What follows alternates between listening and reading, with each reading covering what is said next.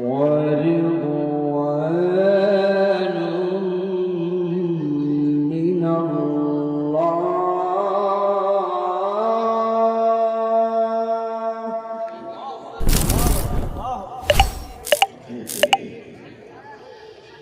ورضوان من الله أكبر ذلك هو الفوز العظيم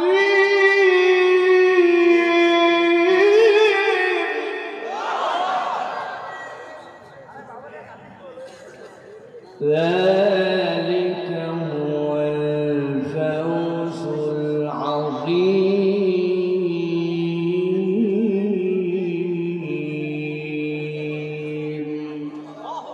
وقال الله سبحانه وتعالى آمرا ومخبرا للمؤمنين والمؤمنات إلى يوم القيامة إن الله وملائكته يصلون على النبي يا أيها الذين آمنوا صلوا عليه وسلموا تسليما اللهم صل على محمد وعلى آل محمد كما صليت على إبراهيم وعلى آل إبراهيم إنك حميد مجيد اللهم بارك على محمد وعلى آل محمد كما باركت على إبراهيم وعلى آل إبراهيم إنك حميد مجيد الحمد لله দয়াময় মেহেরবান মাবুদ আল্লাহ রাব্বুল আলামিনের শুকরগুজার হচ্ছি যে আল্লাহ রাব্বুল আলামিন আমাদেরকে সরকার বাড়ি যুব সমাজের উদ্যোগে আজকে ঐতিহ্যবাহী কুমিল্লার ছোট শালঘর দেবিদ্বারের ৩৫তম তাফসীরুল কোরআন মাহফিলে আল্লাহ রাব্বুল আলামিনের পছন্দনীয় বান্দাদের মাঝে অন্তর্ভুক্ত করে দৌলতে ঈমান দান করে আল্লাহ রাব্বুল আলামিনের কোরআন শোনার জন্য আমাদেরকে হাজির করেছেন, সুস্থতার জীবন দিয়েছেন। সে আল্লাহ রাব্বুল আলামিনের কাছে তাঁরই শেখানো বাক্যে বুলন্দ আওয়াজে জবান ছেড়ে দিয়ে আল্লাহর খুশির নিমিত্তে সকলে কালিমাতুশ শুকর পড়ছি, সকলে পড়ি আলহামদুলিল্লাহ। দরুদ এবং সালাম বর্ষিত হোক মানবতার মহান মুক্তির দূতা কায়নামদার তাজেদারে মদিনা আপনার আমার প্রিয় রাসূল জনাব মুহাম্মদুর রাসূলুল্লাহ সাল্লাল্লাহু আলাইহি ওয়াসাল্লামের প্রতি আজকের এই মুবারক মাহফিলে আলোচনা করে গিয়েছেন হযরতুল আল্লামা মুহাদ্দিস আবু নসর আশরাফী সাহেব। আমাদের মাঝে তিলাওয়াত করেছেন হাফেজ নাজমুস সাকিব, আপনাদেরকে মুগ্ধ করেছেন। সঙ্গীত শুনিয়ে কলরবের শিল্পীবৃন্দ আপনাদের মাঝে কথা বলার জন্য ইতিমধ্যে এসে উপস্থিত হয়েছেন। আপনাদের জীবন ঘনিষ্ঠ প্রশ্নোত্তর এবং মূল্যবান নসিহা পেশ করার জন্য শেখ আহমদুল্লাহ হাফিজাহুল্লাহ। আজকের এই মোবারক মাহফিলে সভাপতিত্ব করছেন মোহাম্মদ বাকি সরকার, আমাদের প্রিয় ভাই, যার আসার কথা ছিল আসতে পারেন নাই, তুহিন ভাই, তিনি দূর থেকে দেখছেন তাঁরই এই সাজানো বাগানে আজকে আমরা এসেছি। আলহামদুলিল্লাহ, আল্লাহ রাব্বুল আলামিনের কাছে আমরা কৃতজ্ঞ যে যেই রাব্বুল আলামিন আমাদেরকে এরকম মোবারক মাহফিলে উপচে পড়া ভিড়ে আপনাদেরকে এনেছেন এবং বসার তৌফিক দিয়েছেন। এতে কি আপনারা খুশি? খুশি ভাই?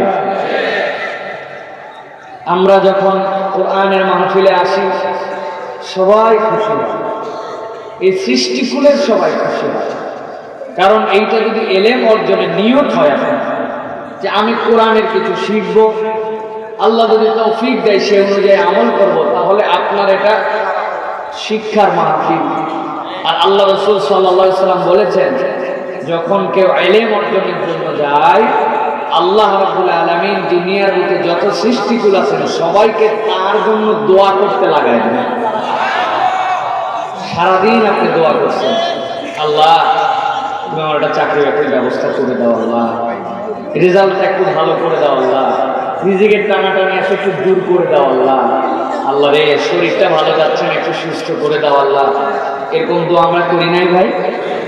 কিন্তু রাসূলুল্লাহ সাল্লাল্লাহু আলাইহি ওয়াসাল্লাম বলছেন, যখন আপনারা এই মাহফিলে আসছেন, এতক্ষণ দোয়া করছি আমি, এখন দোয়া করতেছে আমাদের হয়ে ফেরেশতারা, আল্লাহর কাছে ওরা এখন দোয়া করতেছে, আল্লাহ এরা তো কোরআন শুনতেছে, এদেরকে তুমি মাফ করো। সুবহানাল্লাহ। বিশ্বাস হয়? বিশ্বাস হয়? এটা আল্লাহ রাসূলের কথা, ওয়া মা ইয়ানতিকু আনিল হাওয়া ইন হুয়া ইল্লা ওয়াহয়ুন ইউহা।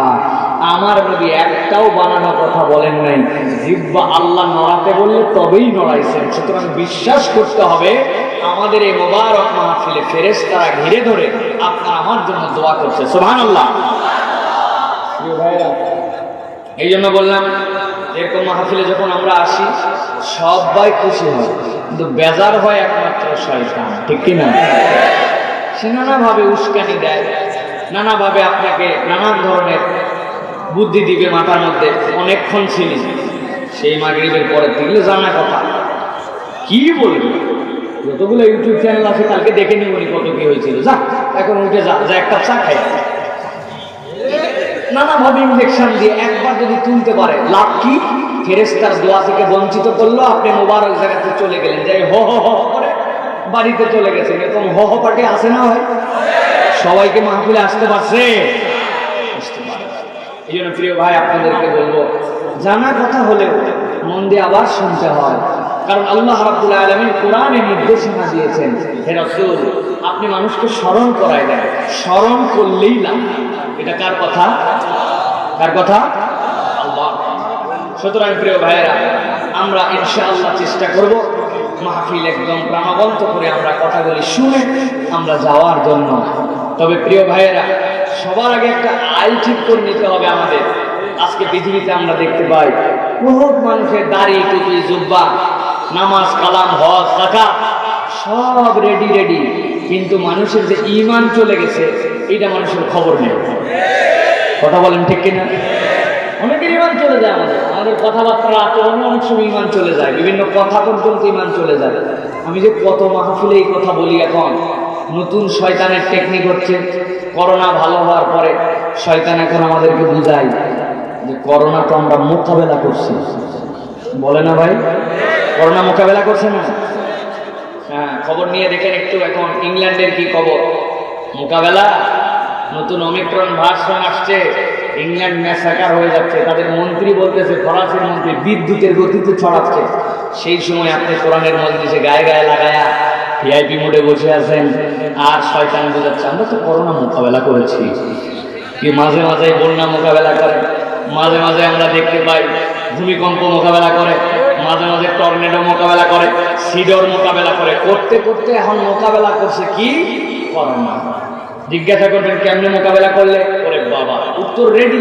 বলে আমরা উপযুক্ত সময় হাত ধোয়াইছি, উপযুক্ত সময় মাস্ক পরাইছি, উপযুক্ত সময় টিকা দেওয়াইছি, উপযুক্ত সময় সামাজিক নিরাপত্তা এবং সামাজিক দূরত্ব ঘটাইছি, জন্য করোনার থেকে আমরা বেঁচে গেছি। বলে কিনা ভাই? আমি উদাহরণ দেই, বাপ্পাটা দুইজন মোটরসাইকেলে উঠছে, মোটরসাইকেল হচ্ছে ইয়ামাহা এফজেডএস, পিক আপ দিলেই দৌড়, পিক আপ দিতে টানার আগে দৌড় মারে, আছে না ভাই? পিছনে বাচ্চা, ছোট বাচ্চারা বলছে বাবা ভালো করে বস, ধরে বস। বাপের ভুঁড়িটা একটু বড়, ভুঁড়ি যদি বড় হয় ছোট মানুষের হাতা পায়, বহুত কষ্ট করে এরকম করে ধরে আসছে, পিঠের সাথে বুক লেগে একদম পুরাপুরি ঘাম ঘাম হয়ে গেছে। বাপ বেটা দুইজন মসজিদের সামনে যাইয়ে বাইক পার্কিং করছে, পার্কিং করে বাপ বেটা 1.5 হাত ফাঁকে ফাঁকে দাঁড়াইছে। কথা বলে দেখছেন আপনারা এই খেলা? এইরকম করে আমরা করোনা মোকাবেলা করছি। প্রিয় ভাইয়েরা, কতবার আপনাদের কাছে জিজ্ঞাসা করেছি, আরো একবার বলি, বলেন তো আপনারা ইউরোপ আমেরিকার যে সকল উন্নত দেশ আছে আপনারা নাম বললে চিনতে পারবেন, সুইডেন, ডেনমার্ক, তারপরে হচ্ছে আমেরিকা, ফ্রান্স, স্পেন, যে সকল দেশের নাম বললাম, এইগুলা দেশে টাকার মান, ইউরোর মান, ডলারের মান, পাউন্ডের মান বাংলাদেশের থেকে কম না বেশি ভাই? ঘুমায় জানি তো, কম না বেশি? যেগুলা দেশের নাম বলেছি এইগুলা দেশ বিদ্যা, বুদ্ধি, প্রযুক্তিতে এগুলো কি বাংলাদেশের থেকে পিছায় না আগায়? যেগুলা দেশের নাম বললাম কয়েকদিন আগে পৃথিবীর প্রথম অভিযানে সূর্যকে ছোঁয়ার মতো প্রযুক্তি পাঠাইছে তারা, রকেট উৎক্ষেপণ করে মহাকাশ দখল দেওয়ার চেষ্টা করে, মহাকাশে স্টেশন স্থাপন করে। এই সকল আধুনিক প্রযুক্তিতে এই সকল দেশ বাংলাদেশের পিছায়া না আগায়া। যে দেশের নাম বললাম এই সকল দেশ করোনার টিকা আবিষ্কার, করোনা মহামারীকালীন সময়ে আইসিইউ, সিসিইউ, হসপিটাল ম্যানেজমেন্ট নানা ধরনের পারদর্শিতায় এরা কি বাংলাদেশের পিছায়া না আগায়া? এবার বুঝে থাকলে বলেন তো, যেগুলো দেশের নাম বললাম যারা শিক্ষায় আগায়া, প্রযুক্তিতে আগায়া, সংস্কৃতিতে বলে ওদের ভাষায় আগায়া, হসপিটাল ম্যানেজমেন্টে আগায়া, টিকাতে আগায়া, আইসিইউতে আগায়া, সিসিইউতে আগায়া, ভেন্টিলেটরে আগায়া, বিগত 2 বছরের করোনা মহামারীর সময়ে করোনায় আক্রান্ত এবং মৃতের তালিকায় এরা কি বাংলাদেশের থেকে আগায়া না পিছায়? বুঝে বলছেন? বা যারা টাকায় আগায়া, বিদ্যায় আগায়া, প্রযুক্তিতে আগায়া, টিকায় আগায়া, আবিষ্কারে আগায়া, মহাকাশে আগায়া, মরাতেও আগায়া, আক্রান্ততেও আগায়া।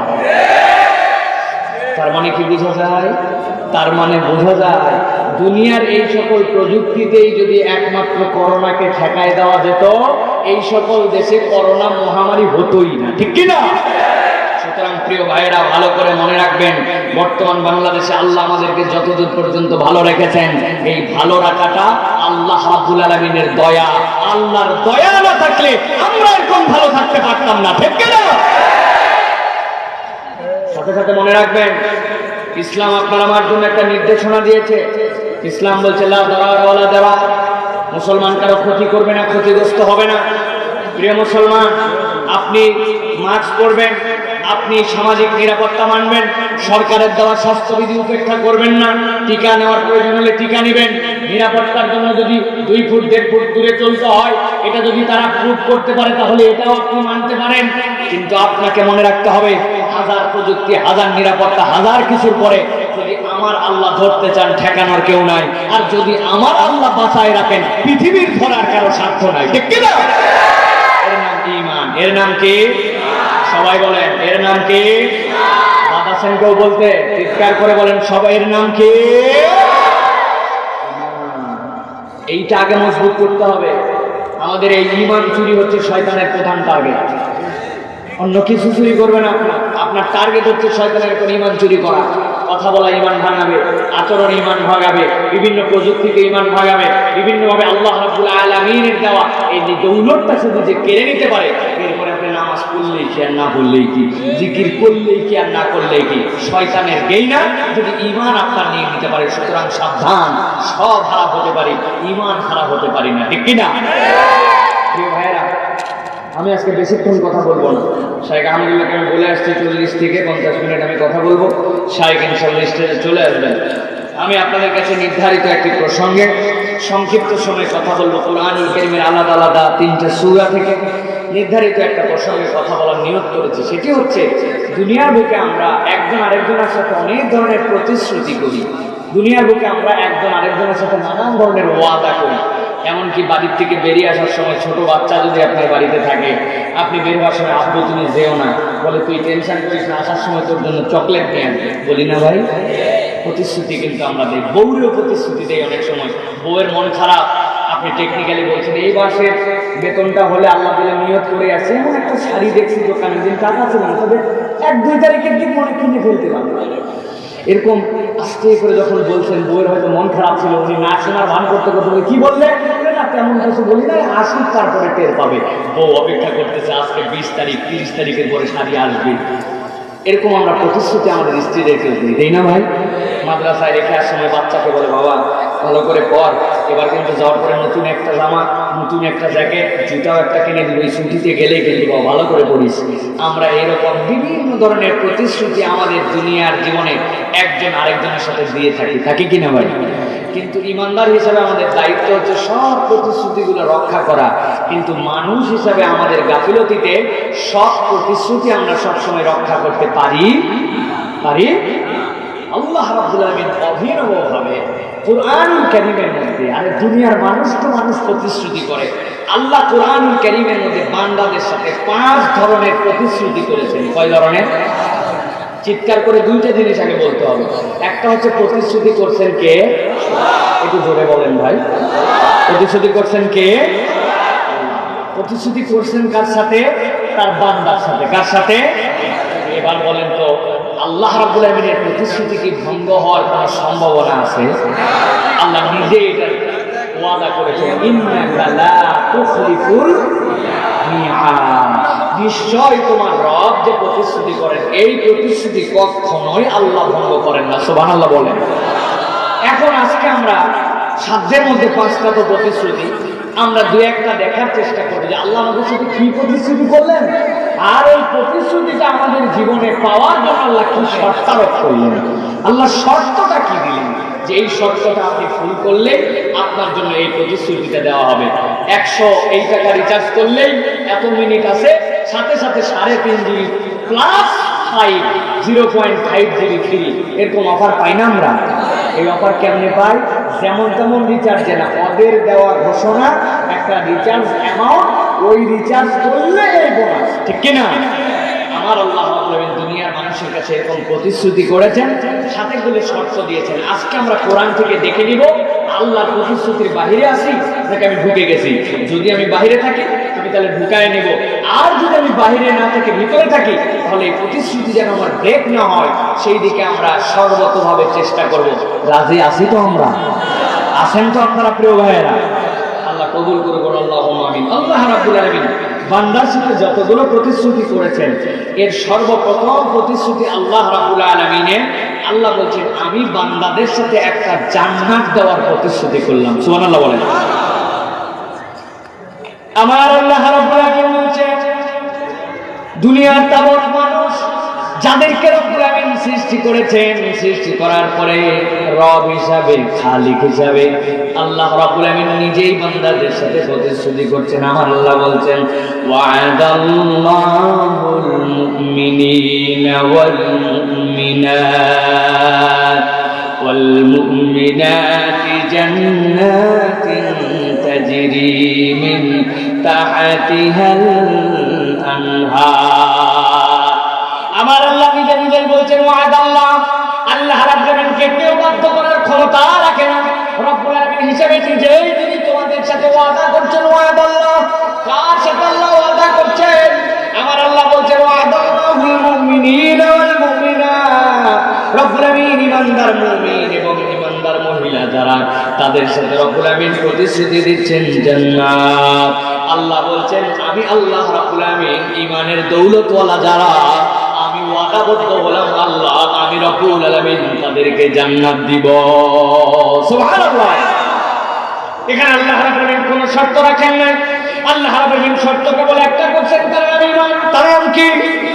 তার মানে আপনাকে বিশুদ্ধ একটা ঈমান নিয়ে যেতে হবে, সেই ঈমানের মধ্যে কোনো ঘাটতি নাই, যে ঈমানের মধ্যে কোনো ঘাপলা নাই, যে ঈমানে আল্লাহ রাব্বুল আলামিনের সাথে অন্য কারো সাথে শরীক নাই। আমরা দুনিয়ার বুকে নিজেরা নামে ঈমানদার হয়ে আছি, কিন্তু আমাদের ঈমানের সাথে আমাদের আল্লাহর দেওয়া এই প্রতিশ্রুতির কোনো সম্পর্ক নাই, ঠিক কি না? ভালো করে খেয়াল করেন আল্লাহ কি বলছেন। আমার আল্লাহ রাব্বুল আলামিন বলছেন ওয়া'দাল্লাহুল মুমিনিনা ওয়াল মুমিনাত জান্নাতিন তাজরি মিন তাহতিহাল আনহার।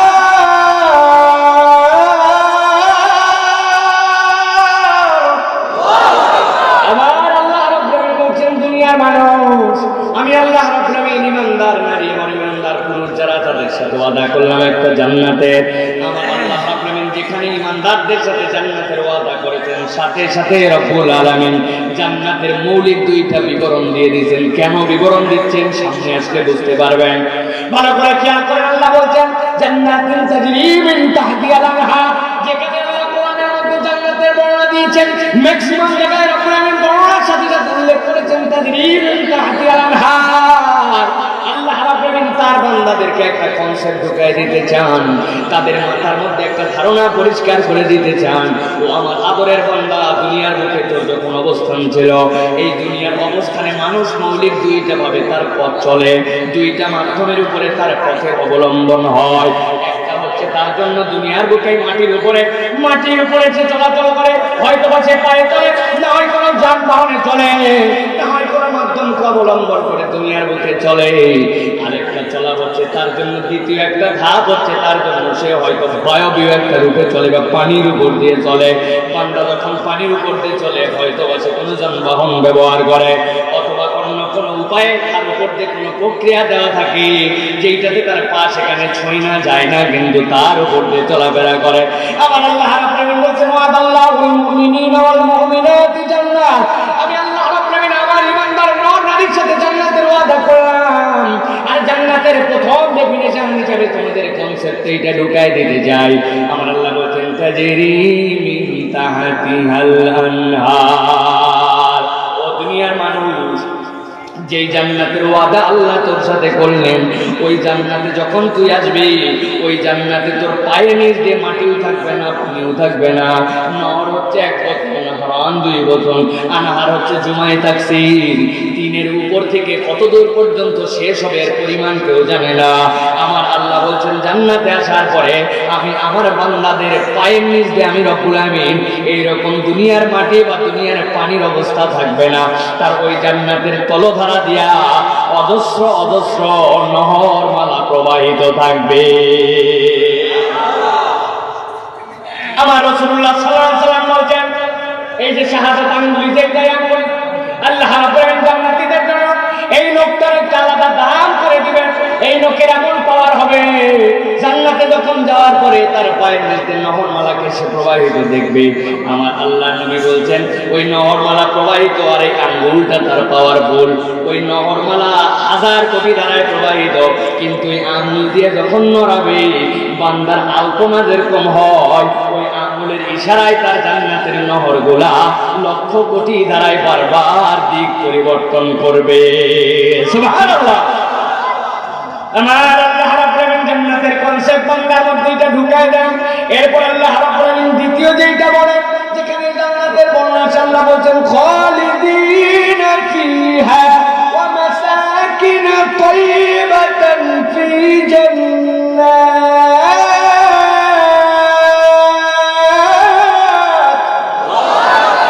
আমার আল্লাহ রাব্বুল আলামিন বলেন 2 নম্বরে আমার ঈমানদারদের সাথে ওয়াদা করেছিলেন যেই জান্নাত দিব ওই বান্দা তোর অন্তরটা প্রশস্ত কর বান্দা। দুনিয়ার বুকে তুই যেই দুনিয়ায় আছিস দুনিয়ার বুকে মাঝে মাঝে তোর আনন্দের উপলক্ষ তৈরি হয়। একটা ছেলে বাচ্চা হয়েছে, হওয়ার পরে খুশি হয়ে গেছে, মনকে মন মিষ্টি বিলায় দিয়েছে, আনন্দ উদ্বেলিত হয়ে 2টা ছাগল দিলেই হতো, দিয়ে দিছে গরু। তার আকিকা রাখার জন্য নাম রাখার জন্য এমন আনন্দিত হয়েছে। ওই ছেলেটা বড় হতে হতে 17-18 বছর বয়স হয়ে গেছে। এরপরে যে বখাটে হয়ে গেছে, অন্যায় আচরণ করে, এলাকার মধ্যে থেকে বারবার সালিশ আসে, বারবার বিচার আসে। তার আচরণ এবং সামাজিক বিভিন্ন কার্যকলাপের কারণে পিতা মাতা উল্টা অপদস্থ হতে শুরু করছে। যেই বাপ মা মিষ্টি বিলাইছিল ছাগলের পরিবর্তে গরু দিয়া তার জন্য আকিকা দিয়েছিল, অনেক সময় ওই বাপ মা আক্ষেপ করে বলে এইরকম সন্তান মরে যাওয়াই ভালো ছিল, এরকম সন্তানের বাপ মা না হওয়াই ভালো ছিল। বলে কিনা? দুনিয়ার বুকে বলে কিনা এখন? তার মানে কি বোঝা যায়? দুনিয়ার বুকে আপনার যে কোনো আনন্দ, যে কোনো উপলক্ষ, এটার একটা শেষ আছে, ইন্ড আছে। এইটা আপনাকে ঠিক মতো আনন্দ দিয়ে পূর্ণতা দিতে পারে না। আপনি কুমিল্লায় থাকেন, কয়েকদিন পরে বিপিএল খেলা শুরু হবে, এবার কুমিল্লার টিম হচ্ছে সবচেয়ে স্ট্রং টিম, ঠিক কিনা?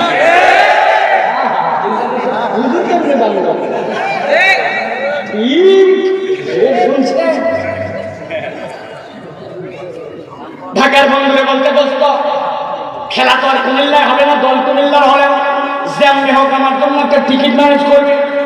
ঢাকার বন্ধু অনেক দৌড়াদৌড়ি করে কয় দোস্ত টিকিট পাওয়া বড় কঠিন, কয় তোর প্রচুর হেডাম আছে, ঢাকায় থাকিস এতদিন ধরে ফুটানি মারিস, গল্পতে ঢাকা নাকি দখল করে হালাইতে, কত বড় হেডাম, একটা টিকিট কিনে দেখা।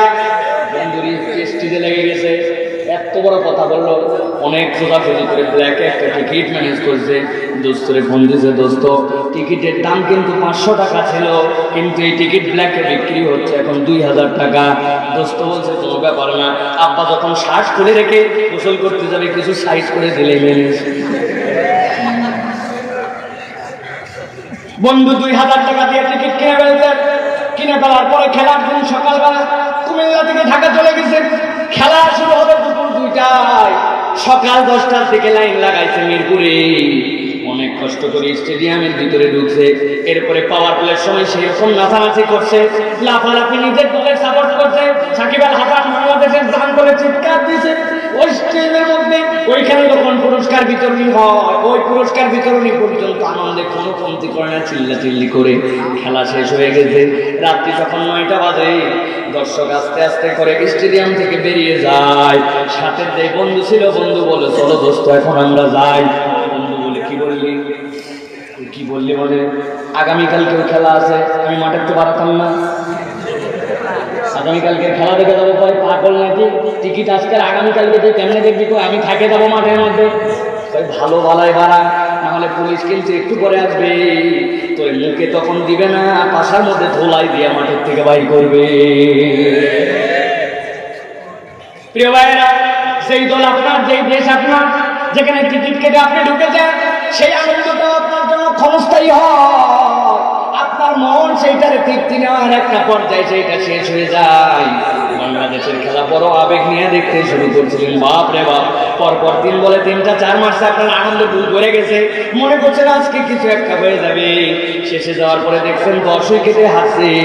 বিদায় নেওয়ার সময় চিন্তা করছেন আর বলছেন, দুর্মাতা এত সময় নষ্ট করলাম, আজকের খেলা না দেখাই ভালো ছিল।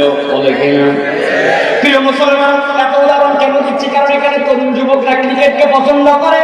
আমার আল্লাহ রাব্বুল আলামিন বলছেন, দুনিয়ার মানুষ ভালো করে খেয়াল করে দেখো, আমি রাব্বুল আলামিন তোমাদের জন্য বললাম, ওয়াদাল্লাহুল মুমিনিনা ওয়াল মুমিনাতি জান্নাতিন তাজরি মিন তাহতিহাল আনহার খালিদিনা ফিহা।